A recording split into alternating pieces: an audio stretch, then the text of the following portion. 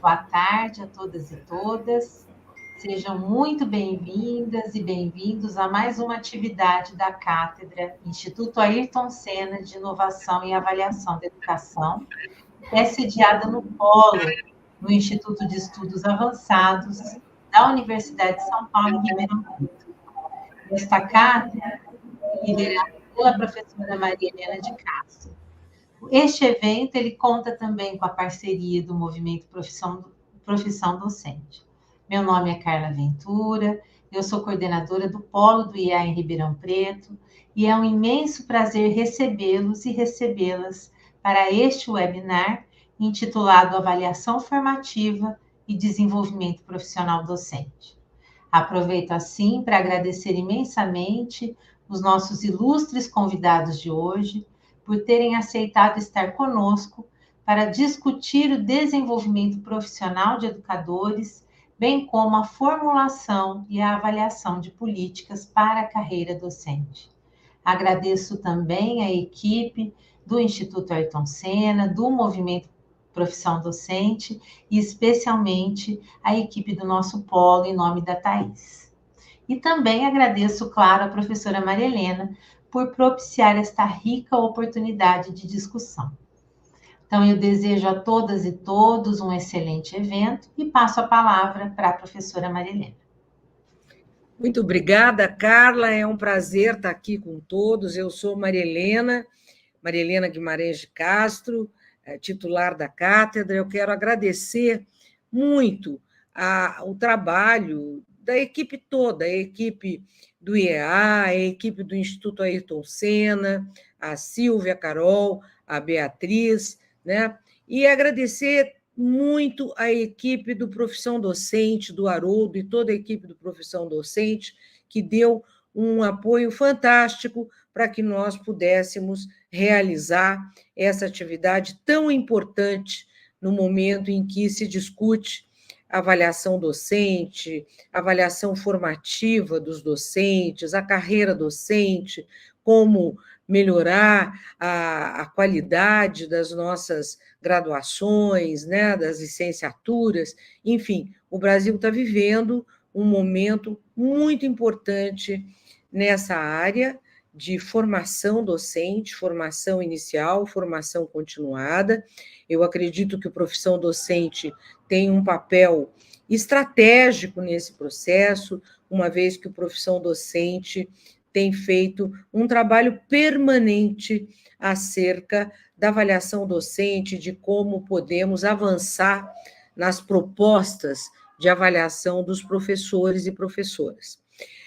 Com esse agradecimento, eu quero apresentar os nossos queridíssimos palestrantes de hoje, né, que são pessoas assim extraordinárias. Começo com o professor Haroldo Rocha, que é economista, foi secretário de Educação do Estado de secretário executivo de Educação de São Paulo, secretário de Educação do Espírito Santo, trabalhou em diferentes posições no governo do Espírito Santo, e foi pró-reitor de administração da Universidade Federal do Espírito Santo. Muitíssimo obrigada, Haroldo, por sua colaboração, parceria e presença aqui. Quero também, rapidamente, apresentar o professor Daniel Santos, que é professor de Economia da USP, Polo Ribeirão Preto, coordenador do Grupo de Pesquisa em Neurodesenvolvimento e Saúde Mental da USP e pesquisador no Conselho Científico do EduLab 21, do Instituto Ayrton Senna, além de ser o grande coordenador geral do LEPS, que é um laboratório de pesquisa que tem feito projetos da maior relevância para o avanço da educação brasileira. Eu vou deixar a nossa querida professora por último, viu, professora Nelise? Não é, na verdade, você deveria ter sido a primeira, porque começa com a letra A, mas eu resolvi começar pelos professores e passar por último para a mais relevante de todas, que é uma professora da rede, né? Quero agradecer muito meu querido amigo Chico Soares, que é sempre uma honra poder compartilhar com o Chico Soares qualquer atividade sobre avaliação. Ele é uma das nossas maiores referências no Brasil, na área de avaliação, é doutor em estatística pela Universidade de Wisconsin-Madison, é pós-doutorado na Universidade de Michigan, é professor titular aposentado da UFMG, e, como ele sempre diz, o mais importante é ser professor emérito da Universidade Federal de Minas. Eu nunca me esqueço que, para ele, esse é o título mais importante da vida, né? Muito obrigada, Chico, pela sua presença. E, finalmente, a nossa querida professora Annelise Meimone. É um prazer conhecê-la, professora.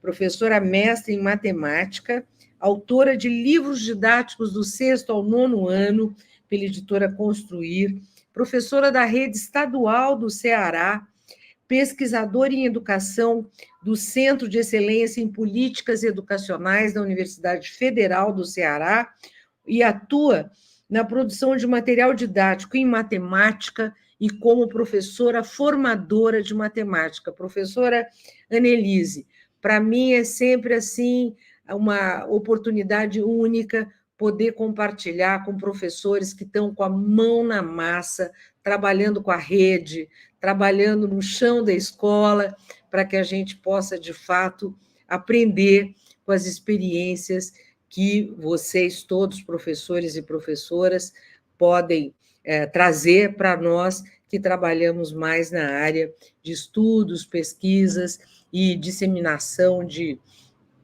debates e informações. Muito obrigada a todos pela presença, e eu passo imediatamente a palavra para o meu querido Haroldo, que vai liderar aqui, comandar as discussões sobre formação de professores, avaliação formativa de professores, valorização da carreira docente. Com a palavra, Haroldo, muito obrigada. Queria inicialmente dar uma boa tarde para todos que estão aí conectados no YouTube, acompanhando essa live. Agradecer a professora Maria Helena e todo o time do Ayrton Senna, da Cátedra Ayrton Senna, do Instituto de Estudos Avançados da USP de Ribeirão Preto.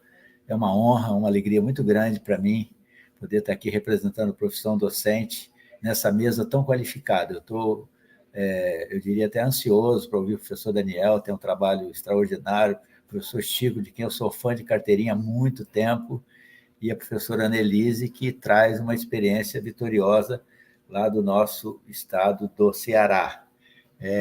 Eu quero começar apresentando a profissão docente. Nós somos uma organização do terceiro setor, cuja missão é apoiar as redes públicas de ensino, estaduais e municipais, e também o Ministério da Educação, as instâncias federais, que olham para a educação básica, e colaborar também com as instituições de ensino superior que formam os professores. E nós somos constituídos por 8 organizações, isso é uma novidade interessante, o Instituto Península, que é o líder da nossa coalizão, o Instituto Unibanco, o Instituto Natura, Fundação Lema, Fundação Itaú Social, Fundação Telefônica Vivo, FLUP, Fundação aqui de São Paulo, e o Todos pela Educação. Então, essas 8 organizações se juntaram para dar foco nos professores, né? E a nossa missão é apoiar o setor público na concepção e implementação de políticas docentes inovadoras. E a avaliação docente é uma política docente muito inovadora no mundo e também no Brasil. Então, nós olhamos para o professor na sua trajetória, né? Desde o momento que ele está lá fazendo a formação inicial, quando ele faz um concurso, quando ele entra na rede, no estágio probatório, na formação continuada ao longo da carreira, e até o final, quando essa professora, que são a maioria, esse professor, vai se aposentar. Então, esse olhar sistêmico para a figura do professor, com o objetivo de ir criando cada vez melhores condições para ele se desenvolver e poder cumprir sua missão de educar todas as nossas crianças e os nossos jovens, nos leva à ideia, ao tema da avaliação docente. Eu quero compartilhar com todos que quando nós fizemos um estudo sobre as carreiras dos professores das 27 redes estaduais, 26 estaduais e o DF, nós encontramos na legislação 19 redes já prevêem avaliação de desempenho docente nas suas carreiras, né? Mas quando a gente vai verificar o que é feito para apoiar o professor, pouca coisa é feita, é uma coisa muito formal, muito sem objetivo, muito sem valor para a gente ter efetivamente um apoio aos professores. E muitos perguntam por que esse foco no professor? A resposta é que o professor é o fator intraescolar que mais impacta a aprendizagem das crianças. Recentemente, o Instituto Península, Profissão Docente, nós levamos a público uma pesquisa feita pelo professor Abrúcio, da Fundação Getúlio Vargas, e ele traz um dado muito importante. A gente queria quantificar. O dado é que no ensino fundamental, anos finais, o professor responde por 60% do desempenho dos alunos. Então, esse é o tamanho da importância do professor para a aprendizagem das crianças. Essa pesquisa foi uma primeira pesquisa, obviamente vai ser aperfeiçoada, vai tornar esse dado cada vez melhor. Então, é isso que nos conecta, a profissão docente, com a avaliação dos professores. E quando nós falamos em avaliação de desempenho dos docentes, nós estamos falando de quê? Né? De avaliação das práticas docentes, daquilo que o professor faz no dia a dia, na sua relação interativa, né, pessoal, com as crianças com as quais ele trabalha, né? E acompanhar o professor na sua prática de sala de aula, na sua prática, no seu dia a dia com as crianças, é fundamental para se poder fazer um desenvolvimento profissional mais adequado, mais focado, de acordo com a necessidade de cada professor.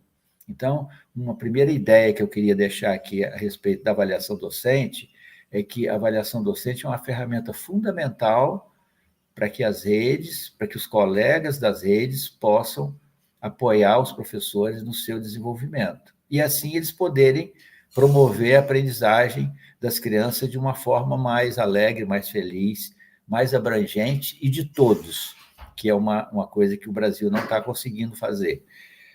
Então, a avaliação docente, ela se combina em um tema que a professora Maria Helena é especialista, o professor Chico também, que é a avaliação da aprendizagem das crianças. Esses dois temas, eles se conectam, porque qual que é o objetivo de um professor? É fazer com que os seus alunos se desenvolvam e aprendam. Então, essas duas dimensões da avaliação, elas precisam, de algum momento, se comunicar e se conectar, né?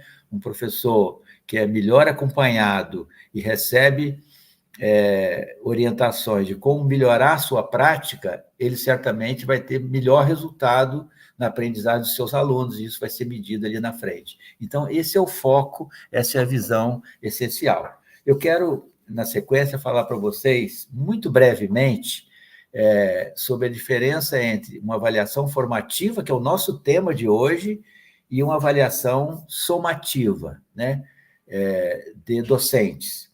A avaliação formativa é mais claramente identificada com o seguinte: é um acompanhamento do trabalho do professor que retorna para ele sob uma forma de feedback do que está bom, do que não está bom, à luz de um padrão estabelecido, ou de objetivos estabelecidos, e o professor, consciente disso, ele não só faz um esforço, como ele também tem aportes, orientações para melhorar a sua prática.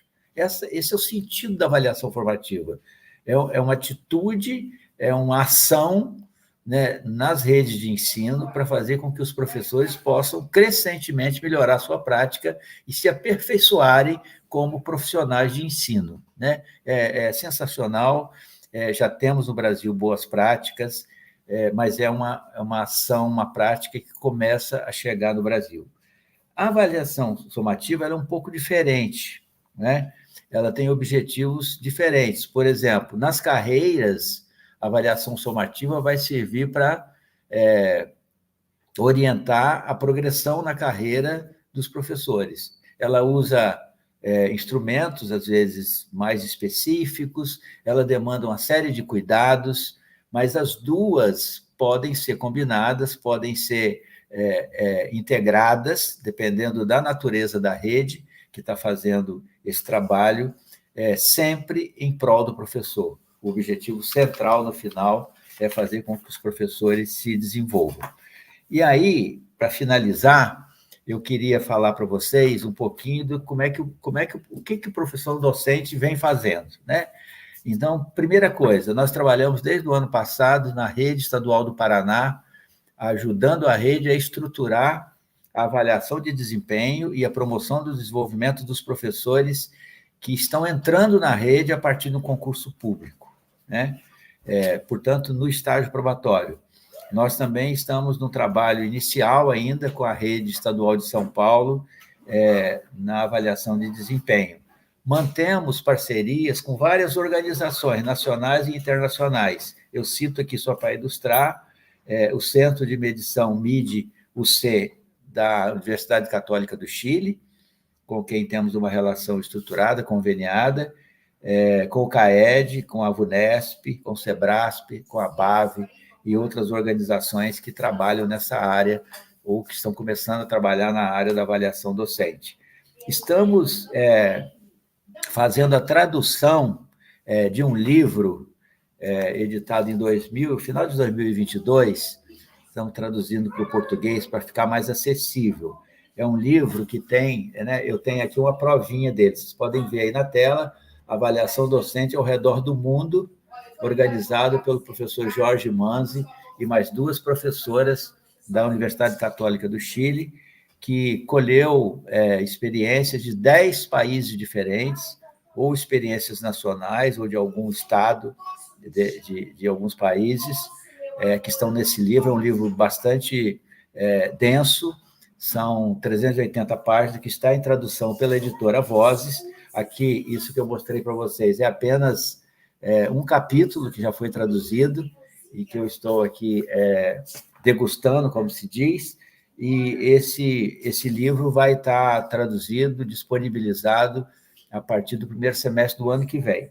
Mas, para esperar o primeiro semestre do ano que vem, nós vamos fazer, agora no mês de outubro, um seminário internacional de avaliação docente, que quando nós vamos ter já 3 artigos do livro traduzidos, que vamos disponibilizar nesse seminário, vamos trazer, além do Jorge Manzi, mais 3 pesquisadores internacionais, e vamos ter os pesquisadores nacionais, com certeza o professor Chico, o professor Jorge Lira, da UFC, e tantos outros que se ocupam desse tema tão importante.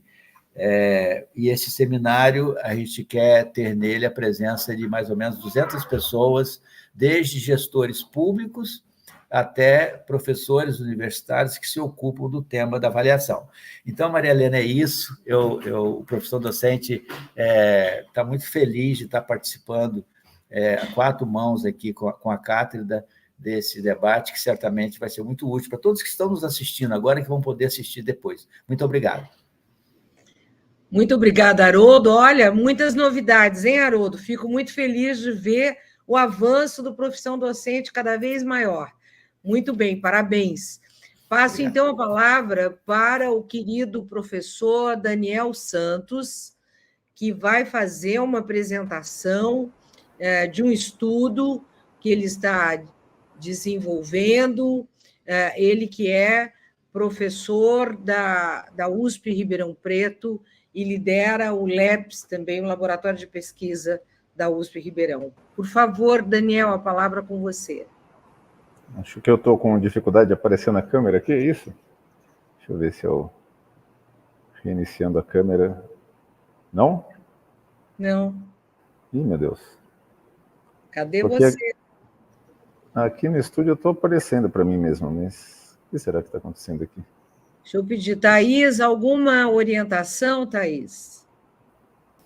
Professor, se o senhor quiser tentar entrar novamente, a gente aguarda um minutinho. Vou fazer isso, então. Bem, gente, enquanto aguardamos o professor Daniel, eu quero, mais uma vez, destacar a importância da questão da avaliação docente, especialmente avaliação formativa. Olha aí, o Daniel chegou. Daniel, por favor, entre, fale. Maravilha. Bom, primeiramente, queria agradecer Maria Helena, Haroldo, e cumprimentar também a Nelise, Carla, Thaís, Chico, todas pessoas muito próximas da gente, muito queridas. É uma honra estar aqui. Em segundo lugar, queria também dizer, né, que, como foi anunciado, eu sou coordenador do LEPES. O LEPES é um grupo, né, que faz pesquisa, né, faz vários projetos em educação pelo Brasil inteiro, e que conta com mais de 100 pesquisadores. E o trabalho que eu vou apresentar aqui hoje é um trabalho que é primariamente conduzido por Roberta Biondi, por Luísa Scorzafave, Maria Isabel Teodoro e por uma colega do Singularidades, Bárbara Borne, que também liderou grande parte desse esforço aqui. Aí estão me dizendo que eu preciso subir a apresentação. Professor, o senhor precisa subir novamente, como o senhor caiu. Vamos lá. Sim, vamos lá. Veja aí se tá aqui, professor. Tá ótimo. Bom, então, começando aqui para o nosso trabalho aqui, falar do nosso trabalho aqui no LEPES, vou apresentar para vocês um esforço combinado de um instrumento para avaliar as práticas docentes, que se chama Qualidade das Práticas Docentes, ou carinhosamente chamado aqui no grupo de QPD, e um outro instrumento que também foi desenvolvido aqui no grupo pelo mesmo conjunto de pessoas, para avaliar as condições institucionais de formação continuada. Tá? Então, eu vou começar falando um pouco do QPD, que eu penso que tem mais aderência ao foco da nossa conversa, mas depois, quando a gente for falar dos usos, eu vou trazer um pouco a ideia do outro instrumento. Bom, o QPD é um instrumento que, como está aqui, foi feito para fazer um diagnóstico da qualidade das práticas docentes no ensino fundamental e que tem sido usado, por enquanto, para alimentar desenhos de formação continuada das redes. A gente ainda está pilotando modelos em que a gente consiga fazer devolutivas ao nível do indivíduo e, portanto, um trabalho mais individualizado, tá certo? Tomando todos os cuidados de não produzir estigma, de não produzir nenhum tipo de efeito colateral com isso. Mas, por enquanto, tudo que eu vou mostrar aqui tem sido aplicado de maneira anonimizada, muito mais trazendo um retrato para a rede como ela está e tentando ajudá-la a melhorar os seus programas de formação continuada. O que a gente está fazendo e qual é a intenção dele, né? Bom, uma das aprendizagens recentes que a gente teve no Brasil é que a avaliação ela tem um poder enorme, né? Ela orienta tomadas de decisão, se publicizada, se cobrada, né? Tem uma força política muito grande sobre os secretários em termos de reordenar as prioridades do sistema. E até o momento, a gente, grosso modo, avalia dois tipos, né, de quantidades na educação. A gente avalia os desfechos ou as aprendizagens, né? Esse é o caso do IDEB, por exemplo, que, como instrumento para a gente saber como está a qualidade da educação, predomina no ensino fundamental, no ensino médio. E a gente tem avaliações de insumo ou condições de oferta, que na educação infantil, por exemplo, é o que a gente associa com qualidade, né? Os insumos são aquelas condições que já estão postas na escola, no sistema, antes da criança chegar, ou seja, ela dispensa, digamos, os aspectos interacionais que acontecem depois, avalia a qualidade da infraestrutura, a qualidade da formação dos profissionais que estão lá, né, a maneira como a escola se organiza e as suas normas, e os desfechos, as aprendizagens, né, das crianças, os objetivos, ou adolescentes, enfim. Mas os objetivos que para muita gente, quer dizer, a escola serve para ensinar, vamos ver se está funcionando, olhando o resultado final. A avaliação das aprendizagens faz um sentido enorme e mostra, em grande medida, problemas, mas ela dá muito pouca pista de como agir em cima disso, né? Ela é relevante, porém, nem sempre acionável e nem sempre acionável sobre todas as variáveis que estão em jogo no processo educacional. Os insumos são acionáveis, né? São medidas que, de fato, as políticas públicas, as redes conseguem adotar, mas estão distantes dos desfechos, né? Eles propiciam, certamente, uma melhor qualidade, né, da educação, mas, evidentemente, aquilo que acontece na interação do estudante com seu professor, com a sua turma, com as disciplinas, com a escola, é onde, de fato, acontece o fenômeno educacional, né, que são os chamados processos. E no Brasil a gente carece de medidas que avaliem esses processos, que avaliem exatamente o que acontece enquanto o estudante está dentro da escola e que também, né, tem relevância e são quantidades acionáveis, né, são características que podem ser fruto de ação nas políticas públicas. Bom, aqui no LEPS a gente tem levantado muito a pauta, né, de que instrumentos processuais são de extrema urgência se a gente quiser realmente ter políticas mais coerentes, mais completas. Porém, ainda são poucos esses instrumentos, né? E aqueles com os quais a gente tem trabalhado mais, em geral, avaliam os processos através da observação direta em sala de aula, que, sem dúvida, são importantes, mas eles avaliam, né, como o próprio nome diz, o ambiente de aprendizagem. Ou seja, ele é fruto da interação do professor com as normas da escola, com as condições de oferta que ele tem, com a turma que ele recebe, e são importantes. Mas é isso, né? Essa é a característica que esse tipo de instrumento avalia. Por outro lado, o que eu vou apresentar para vocês aqui é uma iniciativa um pouco mais recente, mas muito promissora, de tentar avaliar o repertório do professor, né? E a diferença é que o repertório do professor ele está incorporado no mesmo, tá certo? Então, é aquela parte das características, né, de suas práticas que transbordam com o contexto onde ele está atuando hoje, né? Aquele repertório, ou seja, o conhecimento que ele tem sobre como educar, como agir em diferentes circunstâncias, é útil no ambiente que ele está agora, mas supostamente é algo que é transferível, que ele carrega com ele para outros lugares. Evidentemente, tem perdas, né? O que a gente avalia aqui mostra o que ele sabe, né? Qual que é o repertório que ele tem. Se ele coloca em prática de fato no seu dia a dia, depende da transposição desse repertório para a ação, tá? Então, o nosso contexto é esse, né? A gente é um instrumento processual e que avalia essencialmente o repertório do professor. Por que é relevante? Como o Haroldo disse, né? O professor ele é o principal fator intraescolar, né? Que provoca o desempenho final do estudante, né? Os resultados de aprendizagem, de desenvolvimento, enfim. E uma outra preocupação que a gente tem é de conseguir construir um instrumento que possa ser escalável, que possa ser publicizado, né? Um instrumento que possa ser gratuito, que qualquer pessoa com pouco treinamento, né? Ele requer um certo treinamento, mas possa aplicar e possa chegar no Brasil inteiro, e não como uma curiosidade puramente acadêmica, tá? E isso se materializa, como eu falei um pouco para vocês, em devolutivas, né? Que a gente entrega para as redes, para saber, especialmente, se os programas de formação continuada têm sido trabalhados de maneira coerente, né, coerente com o currículo, coerente com as prioridades da rede, né, e de maneira sustentável. Bom, aí, parece só um pouco que eu acho que eu subi, deixa eu ver qual que é, peraí, que esse slide aqui eu acho que eu tinha tirado, só um instante, porque agora, como a gente reorganizou, peço desculpas aqui. Eu vou passar para o próximo para a gente ganhar um pouco mais de tempo. Então, quais são os fundamentos principais desse repertório do professor, né? E como é que a gente construiu, como foi o processo de construção do instrumento?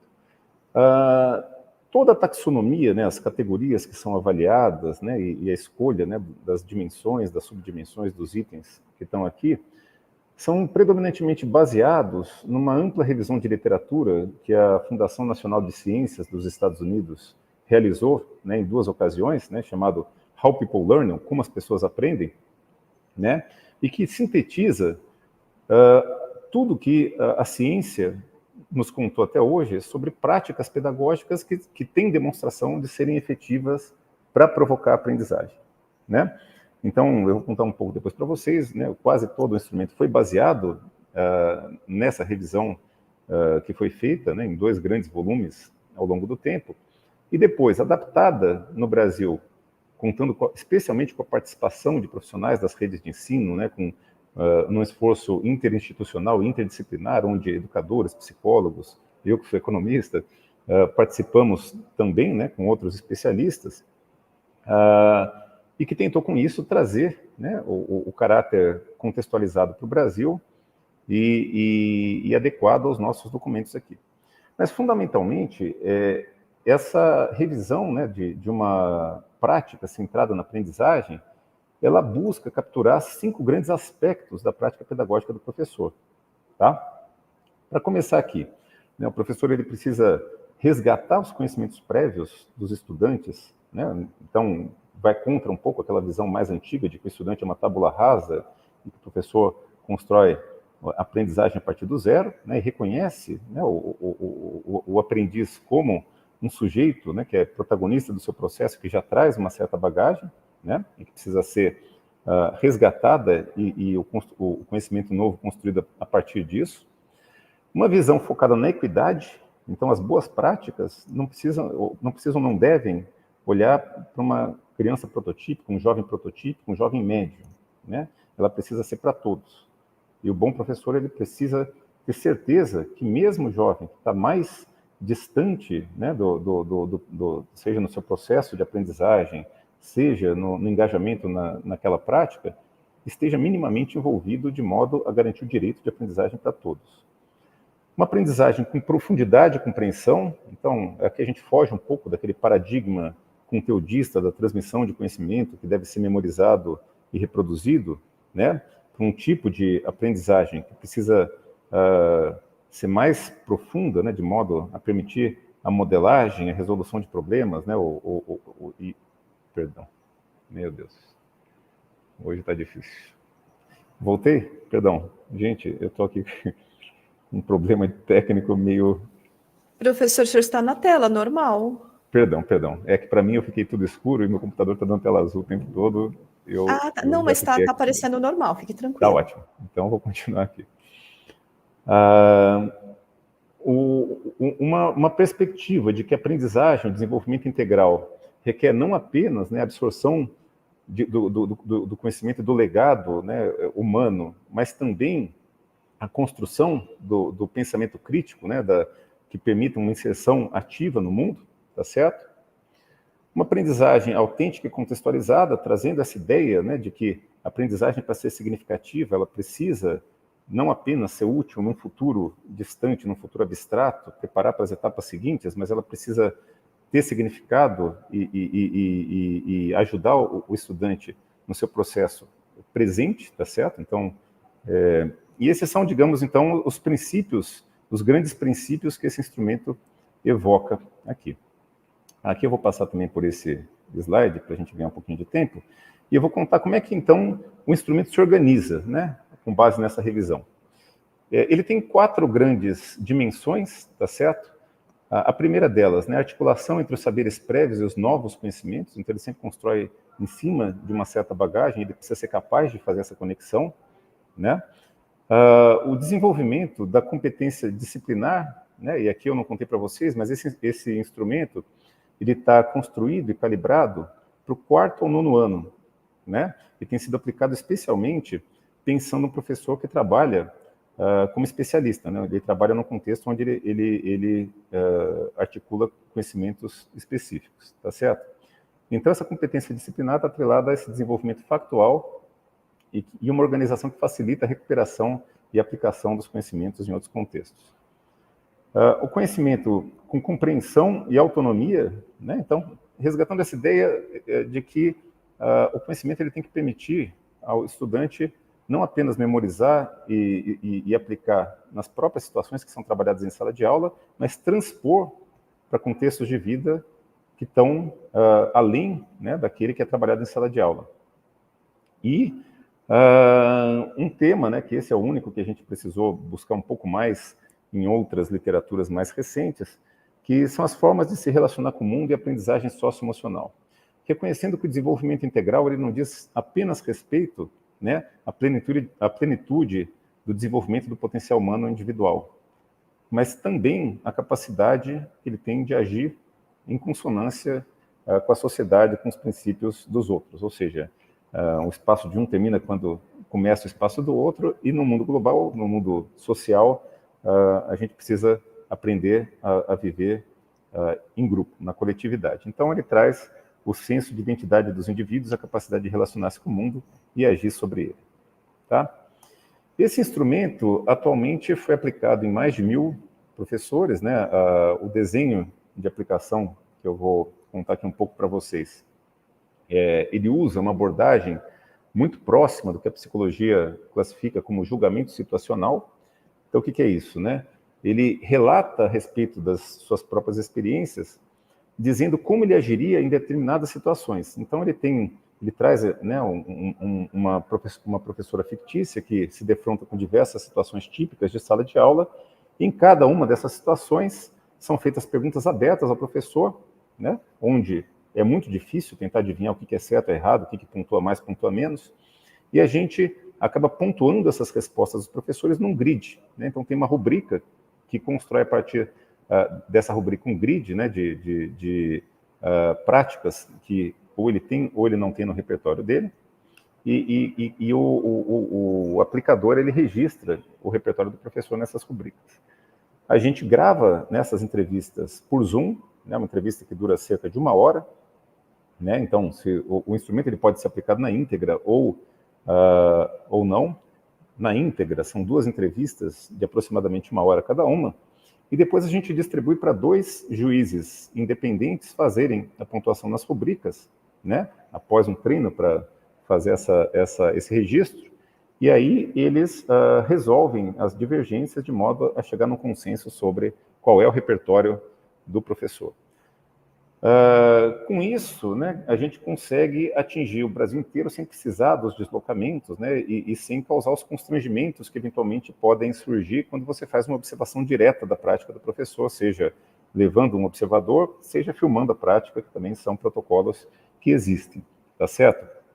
E esse registro, ele também permite que depois ele seja reassistido, né, e trabalhado nas dinâmicas como uma atividade formativa. Tá? Perdão, eu fui falando e eu não percebi que não estava passando aqui. Então, aqui é digamos, o que eu estava falando agora. Esse instrumento, ele, como eu falei para vocês, ele foi aplicado atualmente em mais de 1000 professores, tá certo? Foram 10 redes municipais, para os anos, enfim, finais e iniciais do ensino fundamental, e uma rede estadual nos anos finais também. E aí eu vou trazer alguns resultados do que a gente aprendeu com isso. Tá? Bom, então aqui estão as 4 grandes dimensões. E uma coisa que a gente verifica aqui é que essa primeira dimensão, né, que eu estava falando aqui para vocês, da capacidade de fazer o resgate do conhecimento prévio dos alunos e trabalhar sobre isso, é aquela onde os nossos professores mais se destacam, né? A única que atinge mais de 50% de repertório considerado adequado ou exemplar na tipificação que esse instrumento produz. Nas demais, o cenário que a gente percebe é um cenário preocupante, né? Onde a maioria dos professores ou estão no estágio incipiente, né, de desenvolvimento desse repertório ou em desenvolvimento, tá? E aquele que mais tem chamado a nossa atenção é justamente o último, né? Essa preocupação com o desenvolvimento socioemocional e inserção do jovem no mundo como protagonista, mas respeitando também as características, enfim, do coletivo. Um outro dado que é legal de chamar aqui para vocês é que a gente consegue olhar, né, para os 4 grupos de professores que a gente conseguiu avaliar, né, professores de ciências da natureza, história, língua portuguesa e matemática, como é que eles estão, né? Então, esse nosso estudo também permite investigar essa questão.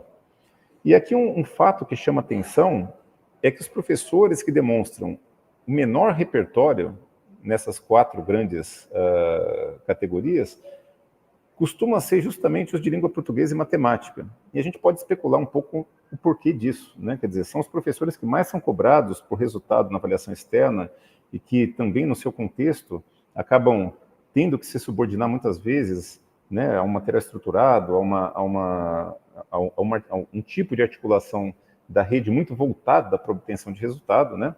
E que talvez deixe de priorizar algumas práticas que poderiam desembocar em aprendizagens mais profundas. Ainda que de um modo geral, né, quer dizer, eu estou falando aqui de um pequeno contraste, de um modo geral, os 4 grupos têm um comportamento relativamente semelhante em termos das suas fortalezas e fraquezas. Tá? E aí, indo já para a segunda parte e terminando aqui a minha apresentação, eu queria contar um pouco para vocês de uma intervenção que a gente tem desenhado e que combina, né, esse instrumento de avaliação das práticas docentes com outro de avaliação das condições institucionais da oferta de formação continuada. Tá? Bom, então, não vou entrar em muitos detalhes sobre o outro instrumento, porque não daria tempo aqui, mas o que a gente pretende com isso é ajudar as redes a reestruturar os seus programas de formação a partir da evidência, né, a partir de um diagnóstico e combinado com ele um plano de ação, e também usando os instrumentos, né, e a maneira como eles são registrados e devolvidos para fazer essa construção de maneira colaborativa. Então, ele traz muitos exemplos, né, nas respostas dos professores e que são ricos no desenho da própria formação continuada. Com essa construção colaborativa, né, a gente consegue ter uma formação continuada que, número 1, atenda a demandas, né, que existem concretamente dos professores, não que venham de cima para baixo para um exercício quase que de adivinhação do que eles precisam, e com isso a gente consegue ganhar muita legitimidade na construção das emendas, né, dos componentes curriculares. E a partir disso, enfim, ter um desenho que também responda às necessidades do território com práticas coerentes e contextualizadas. Tá? Aí as etapas, né, do programa, ele replica um desenho que a gente tem usado aqui no LEPS em outras intervenções. Então, ele começa com uma pactuação e um compromisso olho no olho, onde o gestor do município precisa nos garantir que ele tem esse compromisso com o resultado de aprendizagem, complementação do programa, e a partir disso, uma aplicação dos instrumentos para a gente formar um diagnóstico, né, da formação. Na etapa seguinte, a gente tem, como eu falei para vocês, né, esse desenho colaborativo, né, dos momentos de formação, né, momentos com especialistas vindo de fora, mas fazendo as formações em contexto, né? Isso é muito desejável, que as formações continuadas aconteçam no local onde os profissionais trabalham, né? Seguido também de momentos que dão sequência a essa formação que vem de fora, com oficinas de discussão, planejamento, compartilhamento e a mentoria contínua, né, dos professores, até que aquilo que é trabalhado nas formações se transforme realmente numa mudança de prática. E, finalmente, o próprio instrumento ele oferece uma ferramenta de monitoramento e acompanhamento da evolução das práticas dos professores, tá certo? Que é um ingrediente fundamental se a gente quiser concretizar a sustentabilidade e garantir que ele converter em mudança de práticas.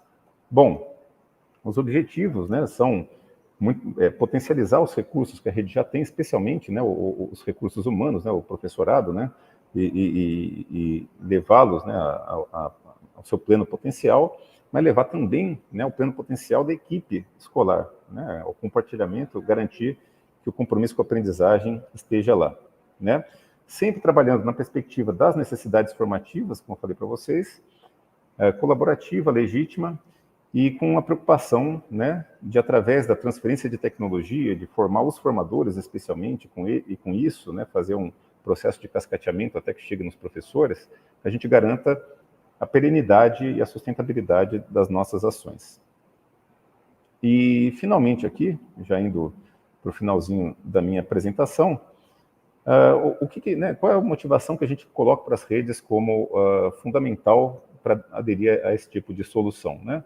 É uma solução inovadora, né, uma solução que atende a algumas prioridades que estão na pauta, né, hoje. Não, eles estão desde sempre, porque trabalhar com os professores, né, sempre foi, né, um dos principais focos, especialmente em um momento, né, que, se a gente for ver os últimos 40 anos, a gente expandiu o acesso vertiginosamente, e com isso a gente precisou expandir também a nossa capacidade humana, né, o contratar muitos professores, né, tornou o ambiente muito heterogêneo, então a gente precisa agir nessa direção, mas promovendo a colaboração, né, colaboração entre os pesquisadores e técnicos das secretarias e a equipe escolar também, e, em última instância, também os momentos de compartilhamento intra-equipe escolar, né, os momentos onde a coordenação pedagógica, os professores conseguem, através das suas trocas, fazer aterrissar mesmo no contexto, com legitimidade, trazendo um respaldo acadêmico-científico, né, que também tem se tornado uma necessidade cada vez maior, né, porque,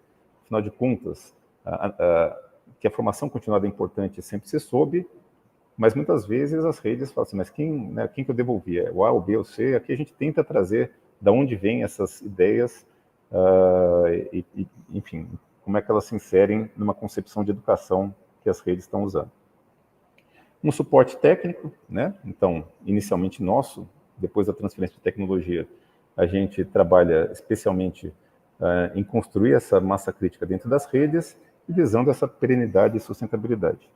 Então, era isso que eu tinha preparado para apresentar aqui para vocês hoje. Esse aqui é o time que se envolveu, que liderou essa pesquisa e essa iniciativa, né? A gente hoje está expandindo esse programa para outras redes, aliás, interessados entrem em contato. E eu agradeço mais uma vez o convite de vocês para falar aqui hoje. Muito obrigado.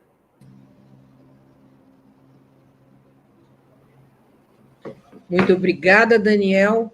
Muito interessante, já tem várias perguntas aí na tela para você. Eu sei que você vai sair, mas eu vou passar antes para a apresentação da professora, tá? Para a professora Annelise, e depois para o Chico, que as perguntas... tem aqui 2 ou 3 perguntas. Uma, se o instrumento está articulado ao acompanhamento pedagógico feito na escola, se existe uma matriz de avaliação para aplicação do instrumento e mapeamento das dimensões. São essas as 2 aqui. E a outra, se as respostas são por autorrelato dos professores. Fica aí para daqui a pouco eu passo para você retornar. Muito obrigada, Daniel, e passo a palavra para a professora Annelise. Professora. Por favor, professora, a palavra está com você. Olá, boa tarde. Muito obrigada, professora Helena. Quero dar as boas-vindas às pessoas que estão nos acompanhando.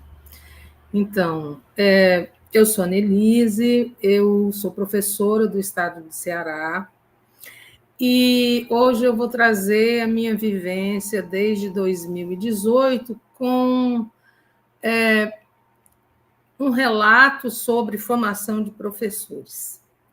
Então, desde 2018, o estado do Ceará se preocupou com a aprendizagem dos alunos do ensino médio. Antes ele já vinha acompanhando os alunos do fundamental. Porém, esse interesse cresceu a respeito do ensino médio e como os nossos alunos vinham se saindo nas avaliações externas, quais os resultados nós tínhamos. Então, nasceu aí um programa chamado Cientista-Chefe, que nasceu de uma parceria da FUNCAP com a SEDUC e com a UFC, né, a Universidade Federal do Ceará. E dessa parceria nasceu o Cientista-Chefe, que é a participação da universidade, da academia, nas decisões, algumas decisões na educação, na infraestrutura, na saúde. E desse tempo, esse trabalho começou sendo com apoio do CED, que é o Centro de Educação à Distância da SEDUC, começou sendo feita a avaliação dos resultados dos nossos alunos. A partir do resultado dos nossos alunos, construiu-se, então, um projeto que era uma iniciativa, na realidade, que iria fortalecer a aprendizagem dos alunos, mas não havia como fortalecer a aprendizagem dos alunos sem a formação de professores. Então, material didático foi construído, com base nos resultados dos alunos que não eram os melhores, né, não eram os esperados. Foram feitas as nossas formações para professores, trouxemos material para ser aplicado para os alunos, material de acompanhamento para professores, e daí fomos fazendo isso de uma maneira que todos os professores na matemática e no português pudessem participar dessas formações e pudessem levar aos seus alunos estratégias diferentes, material diferente, coisas que tivessem relacionadas com as deficiências na aprendizagem, né? As lacunas de aprendizagem que os alunos traziam. Então, nós fizemos várias formações e, de acordo com as necessidades dos professores, fomos trazendo material e fomos trazendo possibilidades. Mas nós vimos que não era o suficiente, né? Então, além do material que foi produzido por professores de matemática da universidade, por nós, uma equipe de professores que estão no chão de sala também colaboraram com esse material, nós fomos trabalhando isso de uma maneira que o professor tivesse subsídios para poder aprender melhor, conhecer melhor a matemática, né? Trazer informações e estratégias diferentes para que os nossos alunos aprendessem. Com o passar do tempo, nós percebemos que o professor precisava de mais auxílio. Então, foram lançados várias possibilidades de crescimento para os professores. Especializações, oferta de mestrado.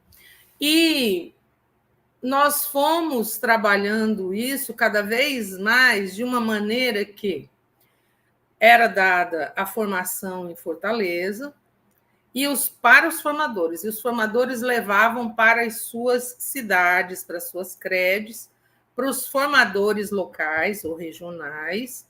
E lá, toda essa formação era redirecionada para os professores de cada cidade, de cada região. Aqui a gente chama de credes. Nessas formações, a gente percebeu que, além de ajudar os professores em sala de aula, estávamos ajudando também os alunos num certo crescimento. E nós fomos, no meio do caminho, pegos pela pandemia. E, na pandemia, nós tivemos aulas à distância. E toda a equipe de formação, que foi liderada pelo cientista-chefe e hoje vem sendo encabeçada pelo CEMP, que é o Centro de Excelência em Políticas Educacionais da UFC,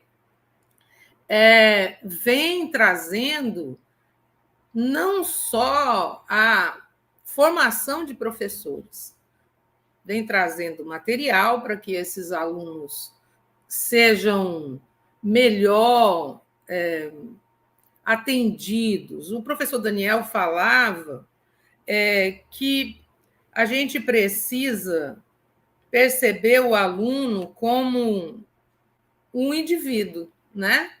Então, para que você consiga atender todos os alunos, a gente precisa de equidade. E esse trabalho traz essa equidade com uma graduação de atividades para cada tipo de grupo de aluno. A gente tem alunos que têm uma maior dificuldade, mais lacunas. na matemática básica, por exemplo. Então, tudo isso é atendido e é trazido para que o professor possa trazer essa equidade.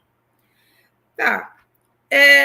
Além de transformar e trazer possibilidades para o professor e para o aluno, são feitas avaliações. E essas avaliações são as diagnósticas que a gente aplica 2 vezes por ano para entender o quanto cada aluno cresceu. E, recentemente, nosso projeto passou a avaliar os professores também. Então, digamos assim, eu estou numa cidade do interior, eu tenho 1.000 alunos foram pesquisados, fizeram uma avaliação. A partir da avaliação dos alunos, foram tabulados as dificuldades que esses alunos traziam. Essas dificuldades, elas foram transformadas em questões para que os professores pudessem responder. Qual era o objetivo? A gente medir a desenvoltura do professor na solução das lacunas de aprendizagem. Como que a gente fazia isso, né? Faria isso?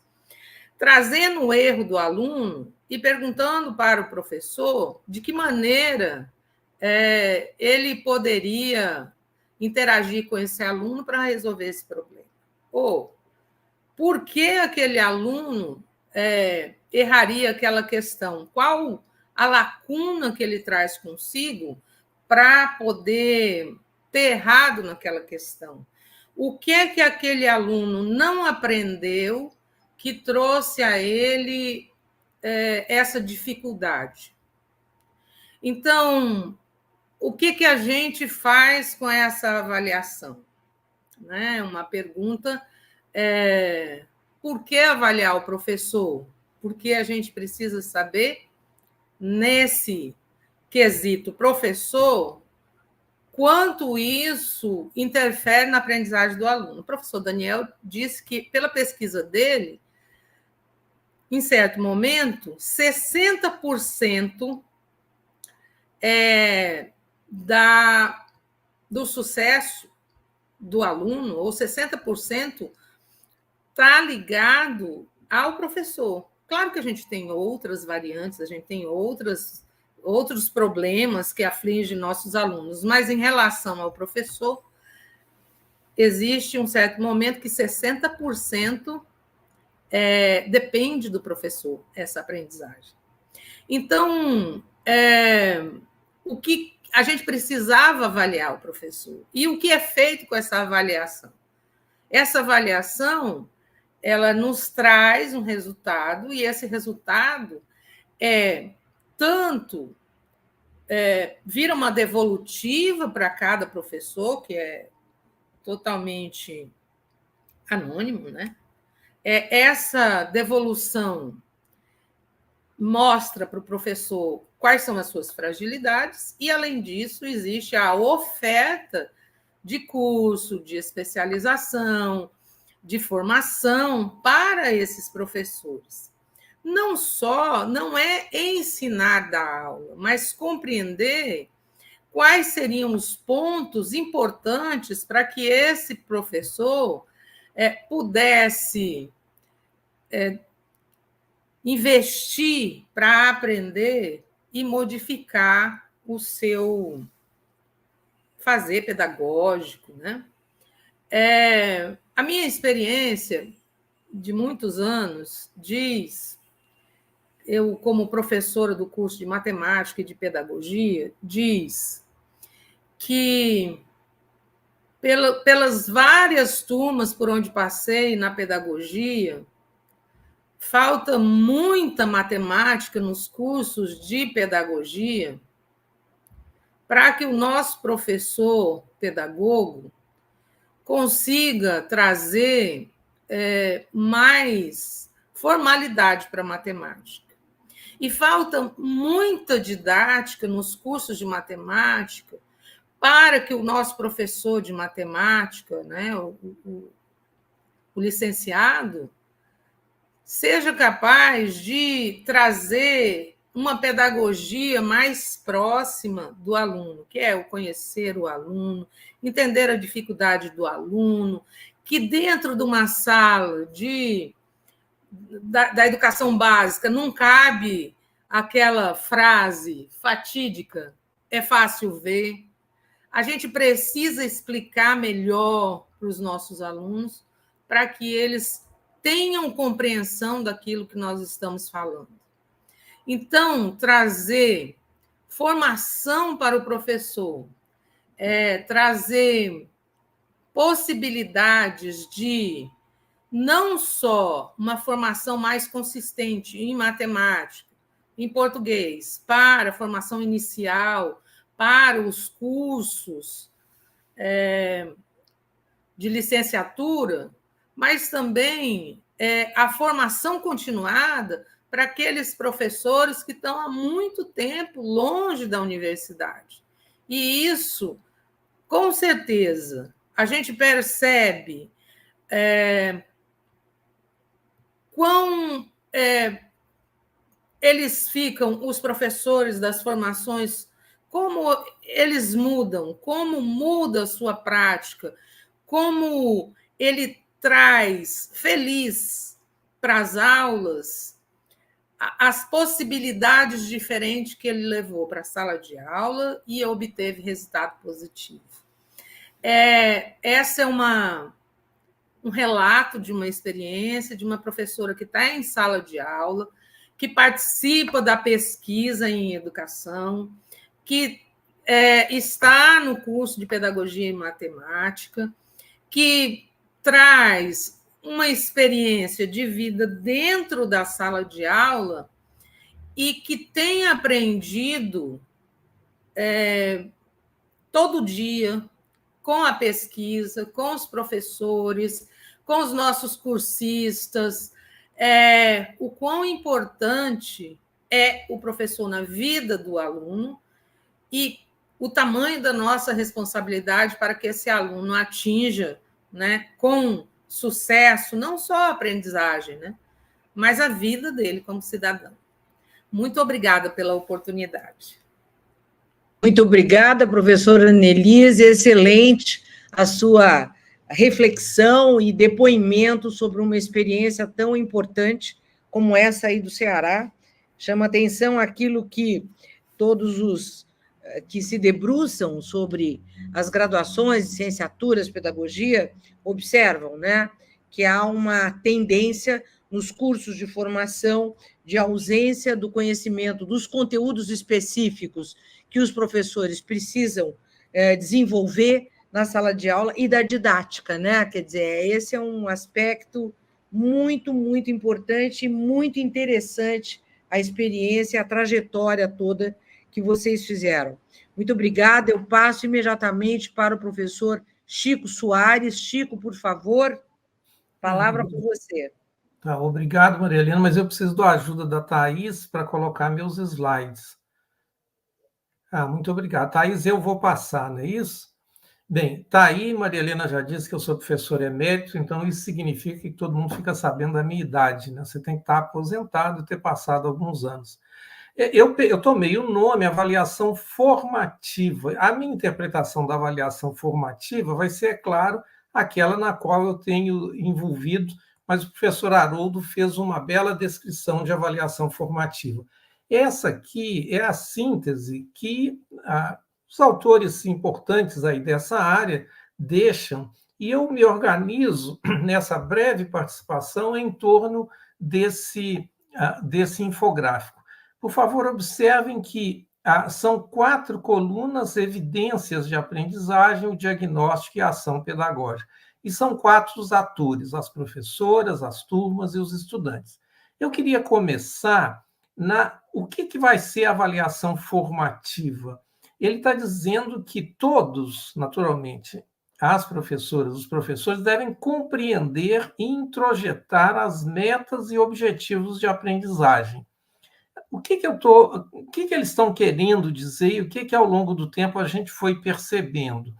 Compreender e introjetar, a nossa BNCC, ela nos dá comandos genéricos, que não são nem um pouco fáceis de serem compreendidos e introjetados.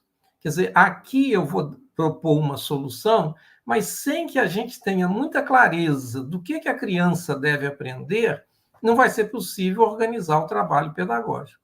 Eu vou evoluir nisso, mas a segunda etapa é o diagnóstico. Quer dizer, não só agora nós sabemos onde as crianças devem chegar em termos de aprendizado. Perceba que quando eu estou falando isso, eu não estou me restringindo a um tipo de aprendizado. Não dá para falar disso, o professor Daniel colocou. Nós estamos falando aprendizados num sentido amplo, porém especificados. Quer dizer, nada que não é especificado não pode ser nem pedido.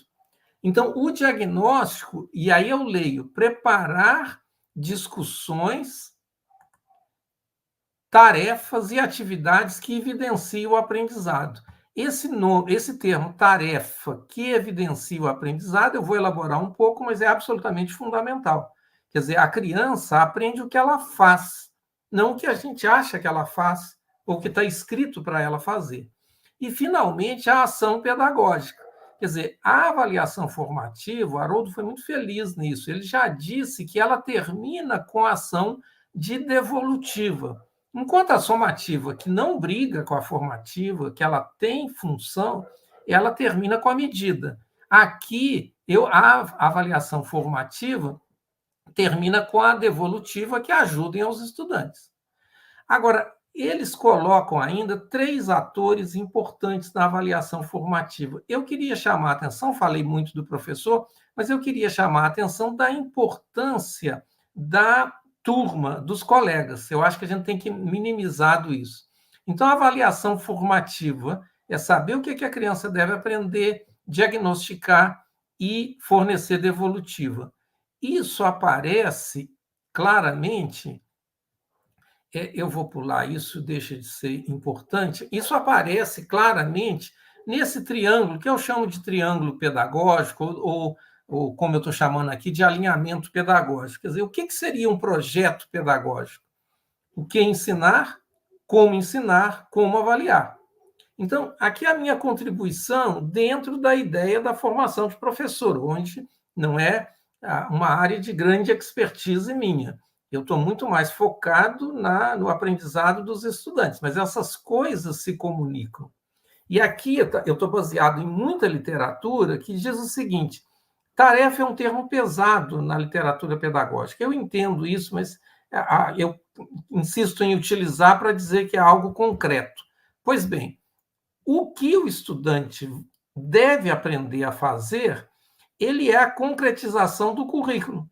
Quer dizer, é o que eu falo que é a última milha da BNCC que não foi feita. Nós ficamos nos comandos, mas não chegamos nas tarefas. Mas ele também é a unidade do planejamento pedagógico. Desculpa, do planejamento do ensino.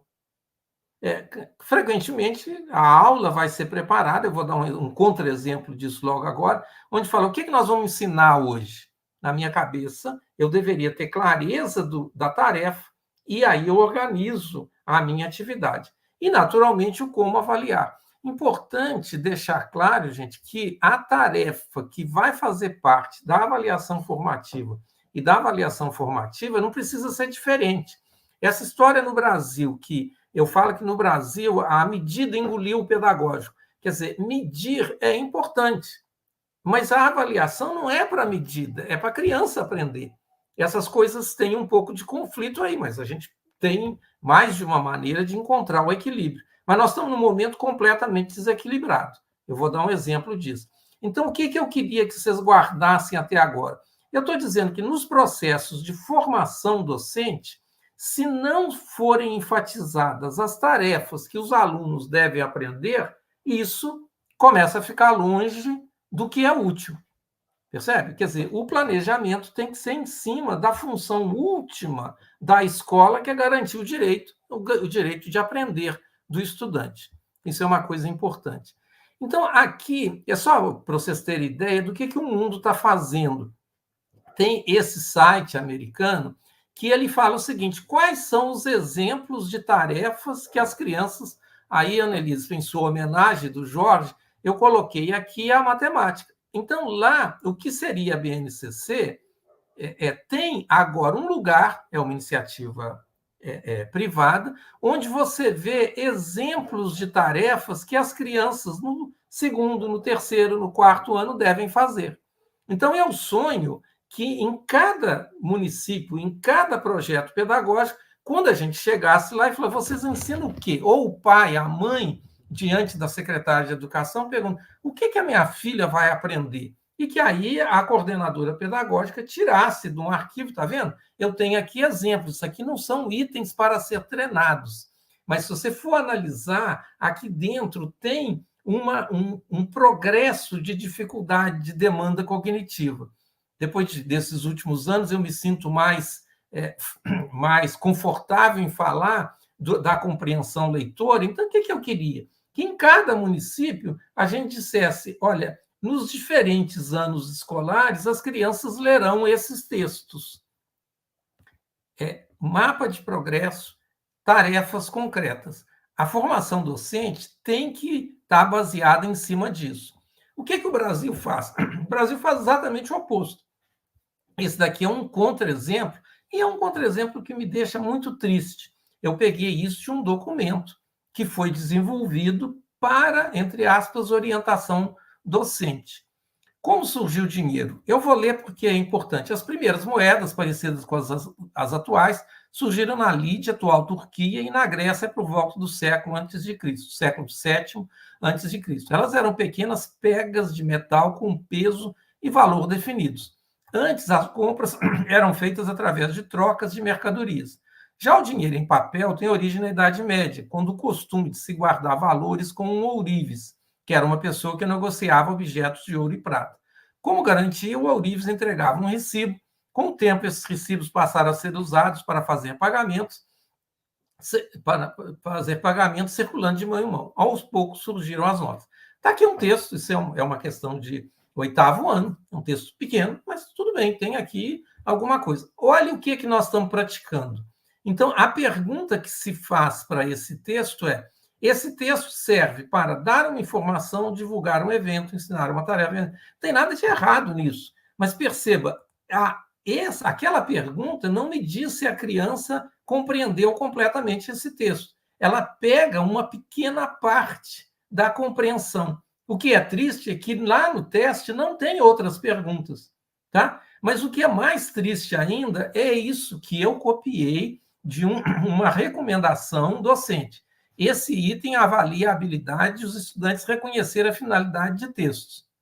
Tudo bem. Agora, olha a frase final. Os estudantes que marcaram a alternativa A, o gabarito, demonstraram que já consolidaram essas habilidades. Olha que coisa fantástica. Eles já consolidaram, não precisa ler nenhum outro texto. Tendo lido esse texto, já está tudo resolvido. Então, nós estamos vivendo um problema no país onde a avaliação formativa ela não tem chance. Por quê? Porque a gente vive um mundo do que eu chamo da justaposição das habilidades. Então, as pessoas se reúnem e falam: o que nós vamos fazer hoje? Escolha a habilidade. O mundo não é assim. O mundo é a ideia da competência. O que é competência? É mobilização de várias habilidades e conhecimentos, no caso aqui, para a compreensão do texto, anteriormente, para você resolver a questão matemática. Então, perceba, a gente só tem uma formação docente adequada se eu estou concentrado naquelas coisas que os estudantes precisam aprender. A gente tem que trazer, e essa é a única coisa que eu quero insistir, que é trazer aquela realidade da prática docente para a formação. Eu sei que a formação terá que ter várias outras coisas, mas se a formação não tocar no concreto da atividade que a professora ou o professor devem levar para a sala de aula, nós vamos ter mais uma ilação. Eu vou só abrir um parênteses. esse termo que tanto o Haroldo quanto a Annelise citou, que o professor impacta 60%, isso não me convence. Isso vem de uma pesquisa, eu fui dos primeiros a dizer que tem alguma coisa errada aí. Tem várias outras coisas, inclusive de onde a criança vem, entende? Então, mas suponhamos que tivesse certo. Não é qualquer professor, é o professor que fala sobre aquilo que a criança precisa aprender. Entende? Se ele não falar isso, ele não vai ter impacto. Bem, aqui são perguntas que eu colocaria, que eu poderia fazer sobre o mesmo texto. Eu leio só algumas. Será que a criança entendeu aquilo? Eu faria perguntas desse tipo. Onde e quando surgiram as primeiras moedas semelhantes às atuais? Como os recibos emitidos pelos ourives começaram a circular com o tempo? Eu coloquei aqui só para chamar a atenção de vocês que hoje existe um movimento que a professora Maria Helena falava, acho que na abertura, ela falou que é um movimento no mundo para colocar nas avaliações, aproximar as avaliações das demandas da vida. E perceba, a vida não pede para você escolher, ela pede para você fazer. Então, nós, no Brasil, nós estamos colocando teste de múltipla escolha desde 7 anos. Eu não tenho nada contra a múltipla escolha, eu tenho tudo contra todas as avaliações serem de múltipla escolha. Então, se a formação docente não fala que isso não pode acontecer, quer dizer, que se a formação docente não diz claramente que na sala de aula a gente não tem que fazer múltipla escolha como a opção prioritária de avaliação, tem alguma coisa errada. A segunda ideia que eu quero colocar são 3 dimensões da ação pedagógica que eu tive contato recentemente. E é claro que aqui eu falo isso com muita humildade, porque, como eu disse, eu não estou tão envolvido quanto os colegas no dia a dia. Mas perceba, a primeira ação pedagógica, o Daniel tocou nisso num ponto, mas que eu gostaria de enfatizar, é a ideia do acolhimento. Gente, a criança tem que ser acolhida na escola. Percebe? Eu não posso... ela não pode... A escola não pode ser um lugar de exclusão. Percebe? E a gente tem isso... Aqui é só para contrapor. É claro que eu quero que a criança aprenda. E essa é a função da escola. Mas eu estou dizendo o seguinte, olha, quem não está disposto a acolher a criança como pessoa humana, não tem condição de ser um educador, de ser uma professora. Depois eu vou falar um pouquinho mais da importância do trabalho do grupo e, finalmente, insistir em algo que nós estamos usando pouco, que seria a tutoria, a minha tutoria, gerenciada pelo projeto pedagógico da escola. Então, vamos lá. O que eu estou chamando de tutoria? A tutoria é uma ação pedagógica que envolve fornecer apoio individual a pequenos grupos de estudantes para potencializar o seu processo de aprendizado. Ao contrário do ensino, que normalmente ocorre em uma sala de aula com grupos maiores de alunos, a tutoria oferece atenção individualizada adaptada às necessidades específicas de estudante ou grupo. Os tutores se concentram em reforçar conceitos, enfrentar desafios, nutrir confiança para ajudar os estudantes a se destacar academicamente e desenvolverem habilidades essenciais. Para isso, uso as referências do projeto pedagógico das escolas. O que eu estou defendendo? Eu estou defendendo que as escolas, é claro que isso, gente, aqui é um pouco sonho do que eu ouvi. Nós precisamos criar a ideia de que o sucesso tem que ter uma dimensão de coletivo. Percebe? A nossa escola está imersa e as avaliações ajudam isso. Fulano é ótimo, essa escola teve ideia e tal. Entende? E a gente fala pouco da ideia de dizer, olha, aqui a gente não deixou ninguém para trás. Quer dizer, você vai ser bom na medida em que todos forem bons. O Brasil acabou de ganhar uma medalha na ginástica por equipes. Então, a equipe, todo mundo tem que estar lá em cima. Você imagina a quantidade de vezes que elas se ajudaram. Percebe? Essa ideia ela tem que vir para a escola. E é claro que ela pode vir para a escola no projeto pedagógico, mas eu acho que a gente tem que usar mais isso. E aí, gente, como terminando, tem pedagogias que estão promovendo isso. Eu tive agora contato com a professora Rachel Lotan, de Stanford, e esse livro está traduzido, é o Trabalho em Grupo, onde é uma pedagogia promotora da equidade. O Brasil tem dois problemas: a gente aprende pouco e poucos aprendem, entende? Então, o que ela faz? Acompanhe aí a solução proposta: tarefa e atividade. Perceba que a ideia da tarefa voltou. Para que haja aprendizado, eu vou organizar o aprendizado através de tarefa. Só que aqui você vai definir uma tarefa em grupo, que é uma tarefa mais complexa, que não tem uma conclusão óbvia. Quer dizer, você precisa trabalhar, tem milhares de maneiras de fazer isso. A função da gestão é criar normas. Isso aqui é muito bonito. Quer dizer, se você não fizer nada, o trabalho de grupo vai acontecer o quê? Bem, aquela menina que se sai bem, ela vai ser a líder, ela vai apresentar. Então, aqui nesta pedagogia, você vai garantir que tem papéis naquele grupo e que, portanto, todo mundo, aquele menino que é preto e pobre, que ficaria completamente isolado, nesta pedagogia ele terá uma função. E qual é a intervenção? A intervenção da professora, do professor, é ver como os grupos estão funcionando e garantir que estes alunos que seriam excluídos têm o seu papel. Nós precisamos levar isso para a formação. Quer dizer, eu preciso pegar a pedagogia promotora da equidade, isso exige, nós não vamos resolver o problema nem da qualidade do nível do aprendizado, nem da desigualdade sem ciência, sem reflexão. Então, isso aqui tem a possibilidade, mesmo porque é uma das poucas coisas onde a gente tem a pedagogia promovendo a equidade.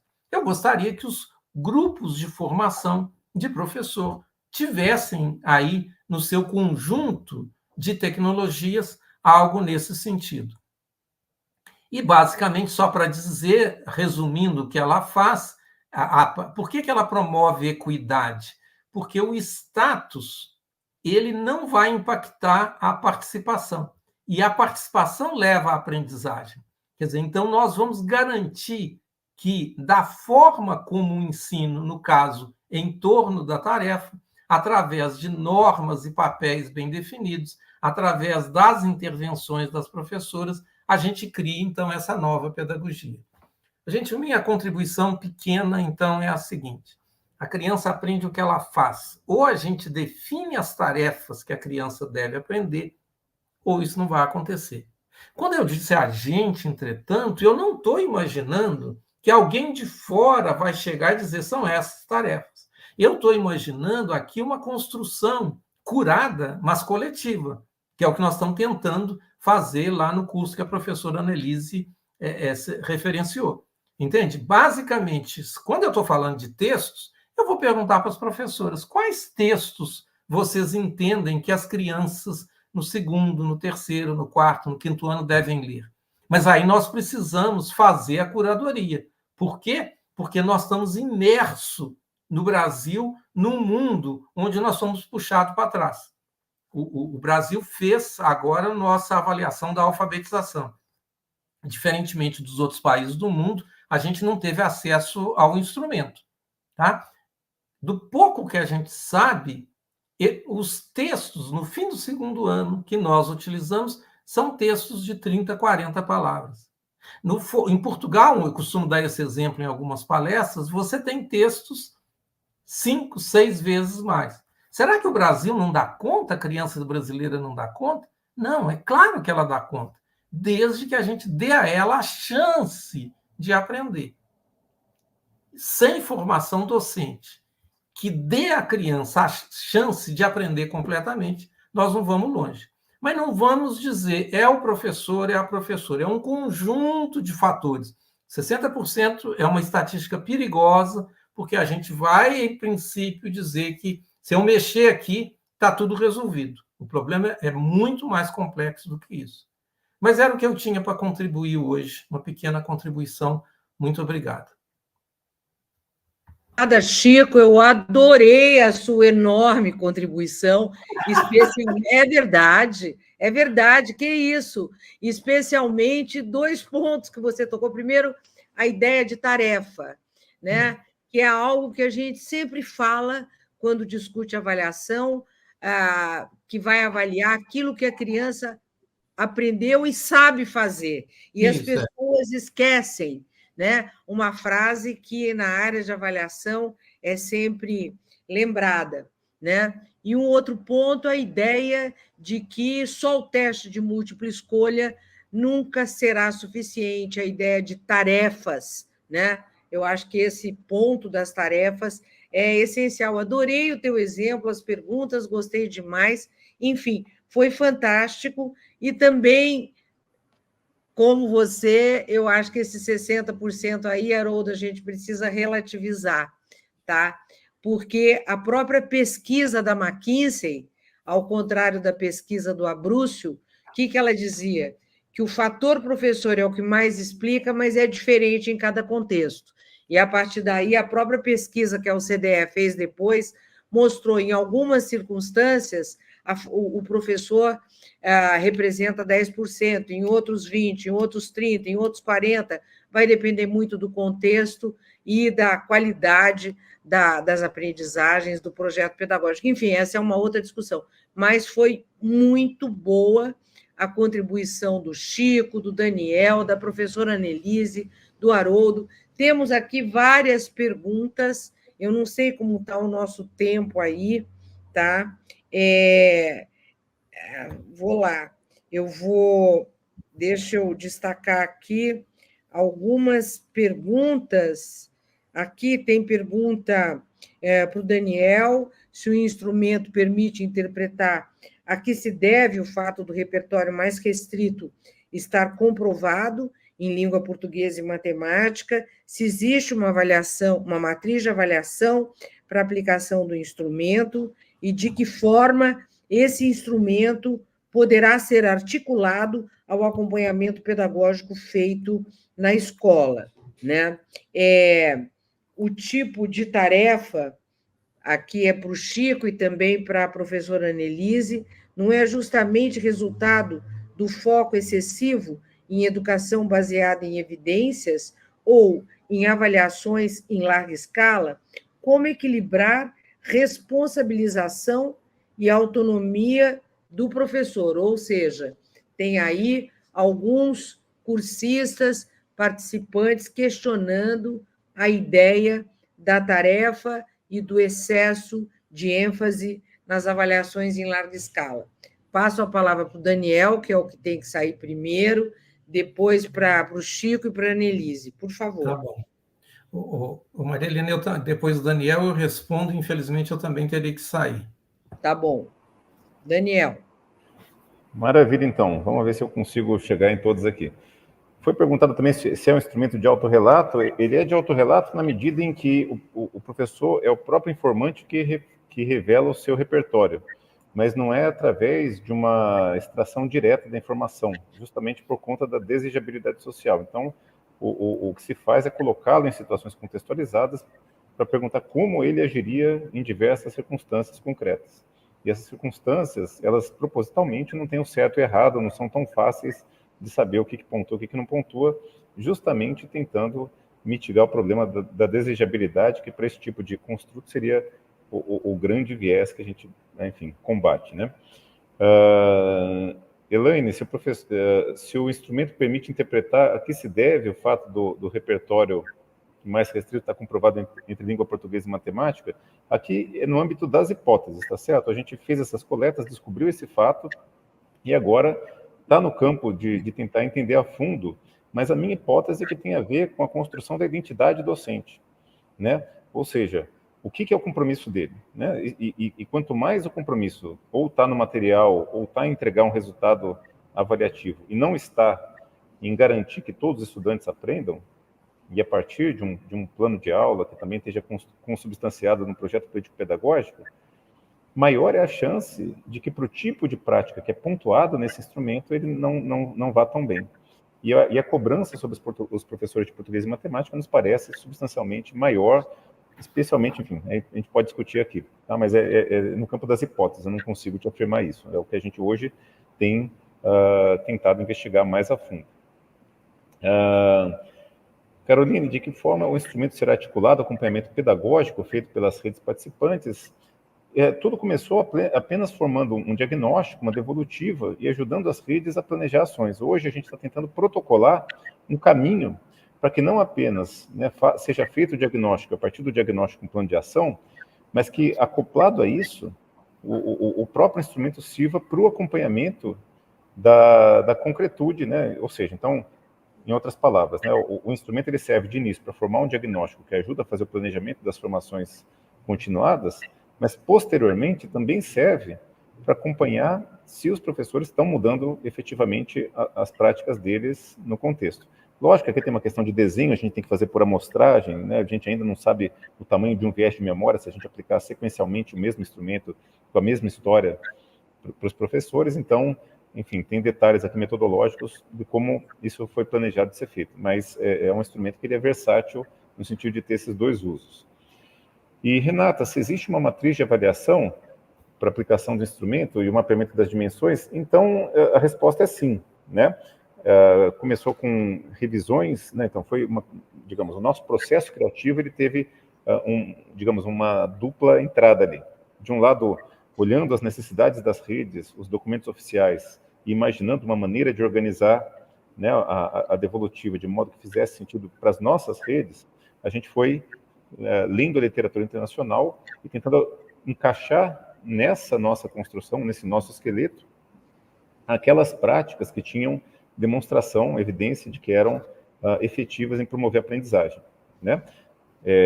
Pode ser criticado no sentido de que talvez hajam outras práticas muito importantes para as quais ainda não tem evidência, né, tão sólida, mas aí eu posso te dizer também que a última revisão é relativamente recente, já é dos últimos 10 anos, né, que a Fundação Nacional de Ciência Americana fez, e ali é um compilado realmente uma dos maiores especialistas da área para tentar dizer o que eles sabem sobre práticas que efetivamente funcionam. Então, é um instrumento recente, tá certo? Ele foi feito inicialmente para o 4º e 5º ano, a expansão dele para os anos finais foi feita no ano passado, e certamente ainda pode ser muito melhorado, né? Então, a gente tem que também enxergá-lo à luz do momento de desenvolvimento que ele está. Maria Helena, quero deixar um grande abraço para vocês. Eu já estou aqui um pouquinho atrasado na minha hora e eu não sei quanto tempo eu levo até a outra cidade onde eu preciso pegar meu voo aqui. Então, deixa um abraço Nelise, Carla, Maria Helena, Haroldo, Chico.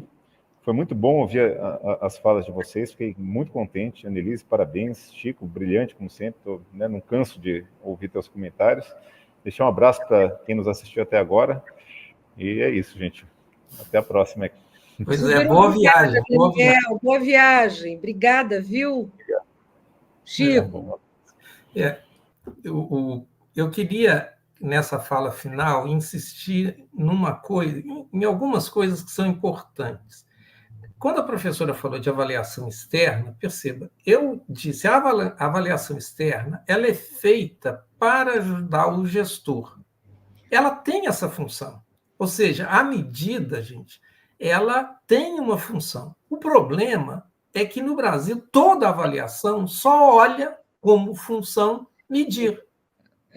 E isso está muito errado. Então, lembrem que eu falei num momento rapidão, o que caracteriza a avaliação formativa? Não é a medida final, é a devolutiva. Então, o que é devolutiva? Eu dou um texto para a criança ler. Eu fiz perguntas, eu estou usando agora, gente, o esquema do PIRLS, CPIRLS, que é um exame internacional do qual o Brasil participou e que fala para crianças de 10 anos, de 4 anos. Então, é um texto, o teste são 2 textos. Tem perguntas de múltipla escolha e tem perguntas abertas. A criança escreve ali. O que é a devolutiva? Nós agora, reunidos como grupo pedagógico, vamos olhar e falar, essa criança que me deu essa resposta precisa. Então, eu vou dizer o que ela precisa.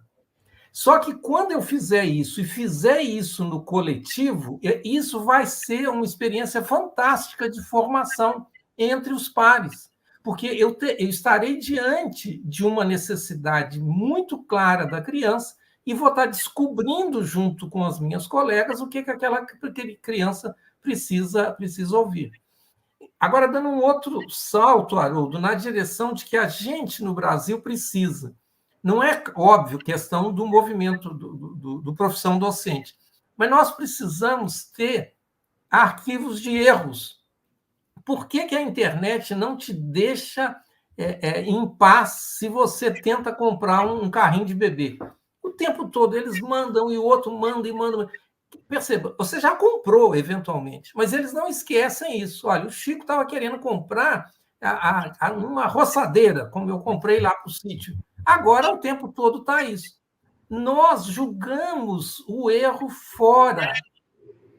Olha que coisa doida. A educação caminha mais rápido, mais lento, porque a gente não tem base. A inteligência artificial, entre aspas, na educação, ela caminha lenta. Por quê? Porque eu não tenho repertórios guardados.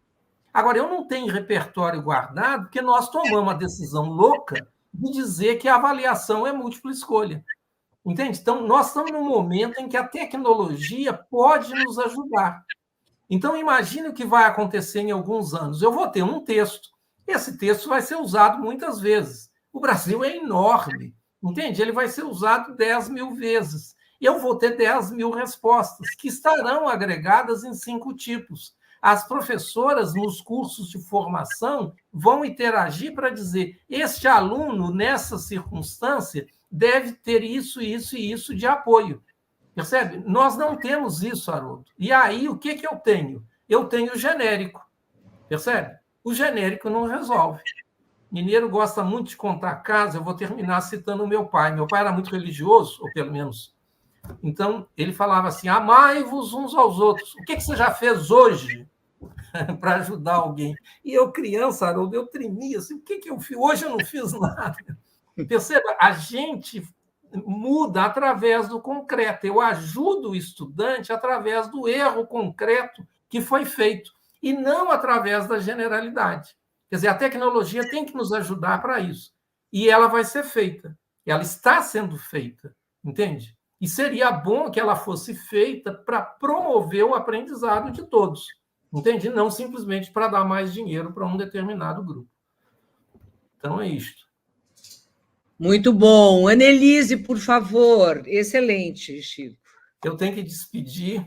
Um abraço, feliz. Não, olha, muito obrigada. Ô, Chico, estão pedindo aqui a referência do livro que você falou, que já está traduzido para o português, Planejando o Trabalho em Grupo.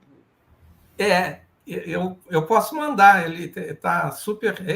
Aí, gente, é só para dizer, ali é um esforço muito sólido de pedagogia para promover o aprendizado de todos. É muito, muito interessante. Porque a gente fala de equidade como se fosse um problema político.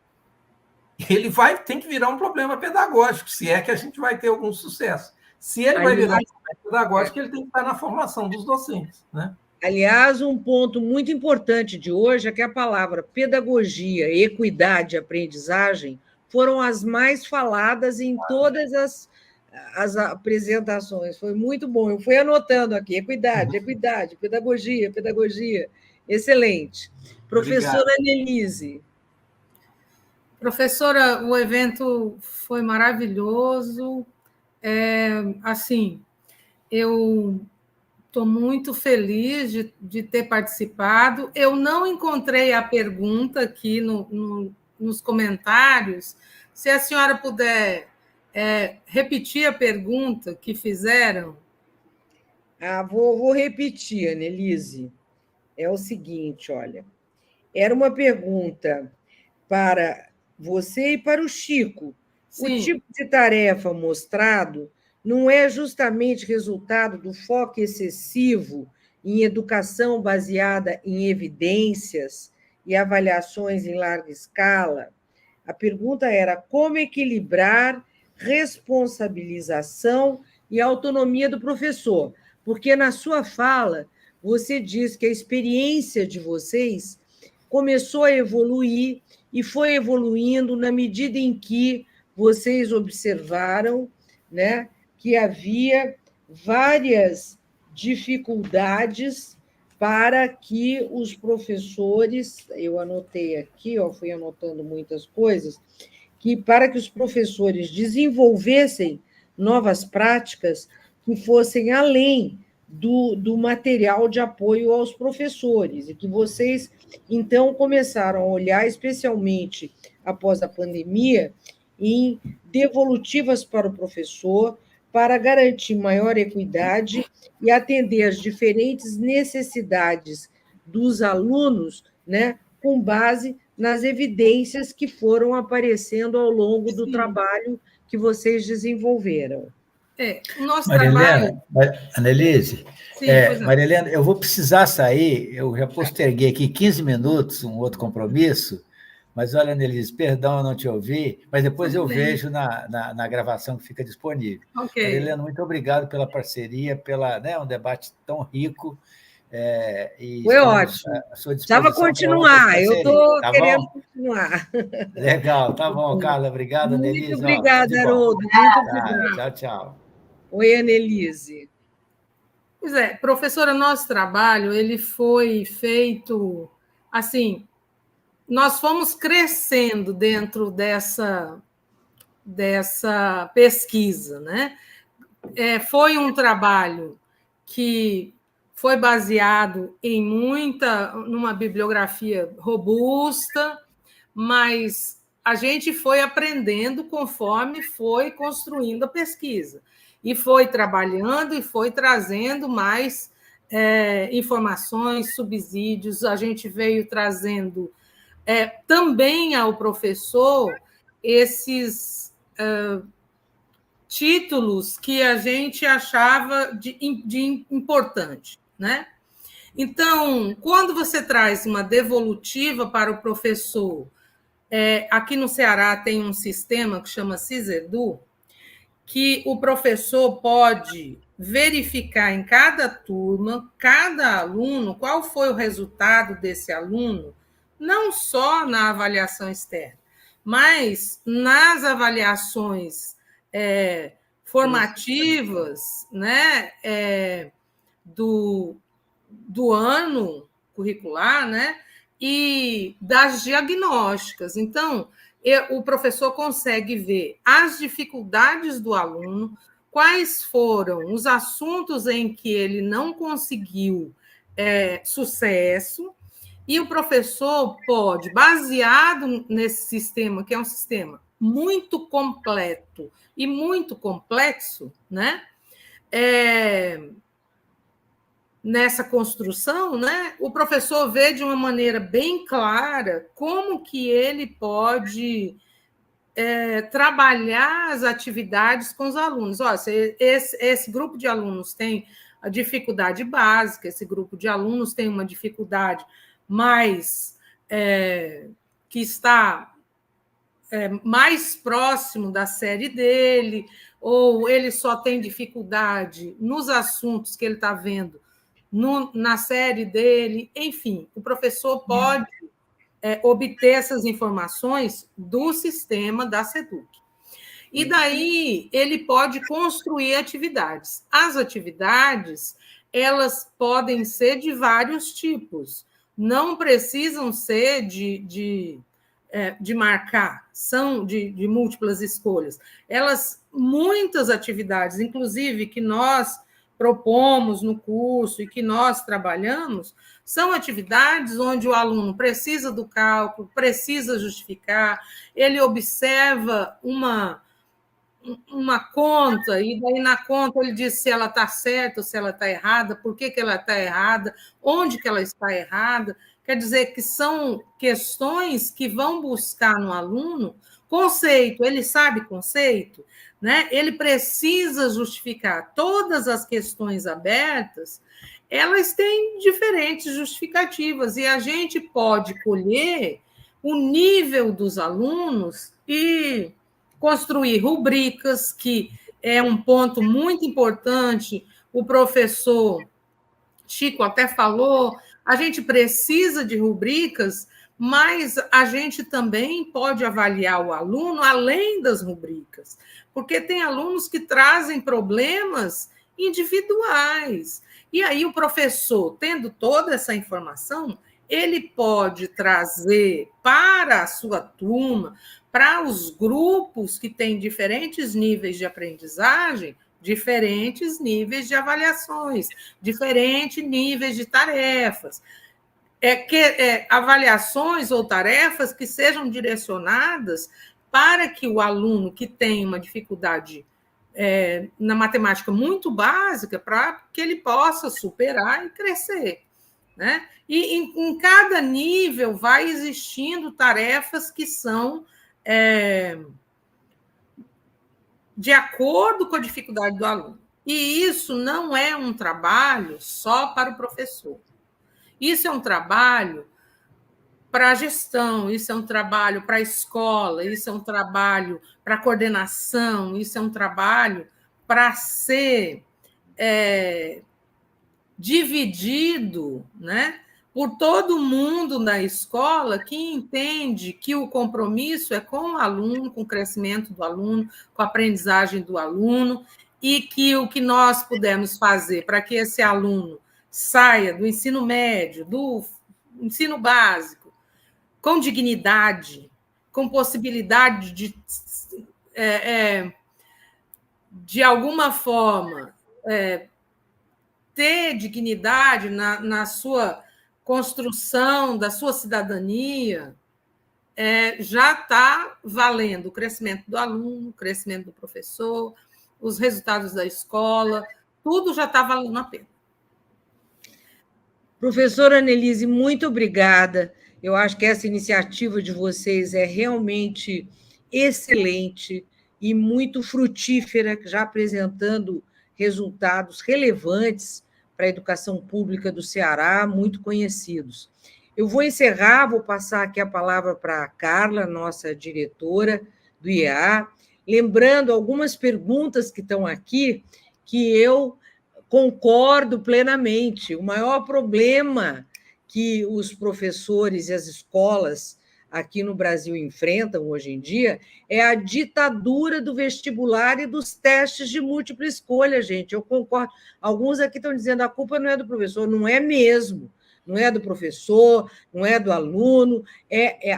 Se existe um culpado nessa história, é a ditadura do vestibular, né, que está completamente dominado por uma visão muito estreita do processo de aprendizagem, né, e do que os alunos precisam desenvolver do ponto de vista das competências importantes desse século que nós vivemos, né, e os vestibulares ainda estão com uma obsessão da múltipla escolha, da decoreba, que não adianta nada, né? E isso, de fato, na minha visão, atrapalha bastante a vida dos professores, das escolas, dos estudantes e das famílias, que a criança pequena, gente... Outro dia eu tive a oportunidade de observar uma coisa que eu tenho netos de diferentes idades, a minha neta mais nova, numa escola de educação infantil, a pergunta era, mas a escola é boa no Enem? Qual é o ranking da escola no Enem? Imagina vocês, a criança entrando na educação infantil, na creche, na pré-escola, e os pais preocupados com o ranking da escola no Enem. Quer dizer, há uma distorção da concepção de educação e de aprendizagem que está muito forte hoje na nossa sociedade. Mas nós estamos mudando, eu acho que a experiência da Annelise, o que trouxe o Chico, o Daniel, o Haroldo, é muito importante para a gente ter um novo olhar para a formação inicial e continuada e para o uso da avaliação formativa com devolutiva para melhorar a sala de aula, melhorar a escola. Muito obrigada a todos os participantes desse evento, é um grande prazer estar aqui com vocês, é uma alegria, e a palavra está com a Carla para encerrar. Carla, atrasamos demais hoje, Carla. Mas foi excelente o evento, Maria Helena, agradeço muito a todos que participaram, agradeço ao professor Haroldo, ao professor Daniel, ao professor Chico e à professora Annelise, que está aqui conosco, pelas significativas contribuições. Eu quero também dizer que esse evento vai ficar no canal do YouTube do nosso polo, então todos podem acessá-lo novamente, né? Então visitem lá o nosso canal, por favor. E, finalmente, quero muito agradecer à professora Maria Helena por toda a parceria, pela brilhante condução das atividades da cátedra, agradecer novamente também a nossa equipe do Polo do IEA, a nossa equipe do Instituto Ayrton Senna. Então, muito obrigada a todas e todos e que tenham aí um excelente final de tarde. Obrigada, gente. Um abração. Obrigada a todos. Tchau. Tchau.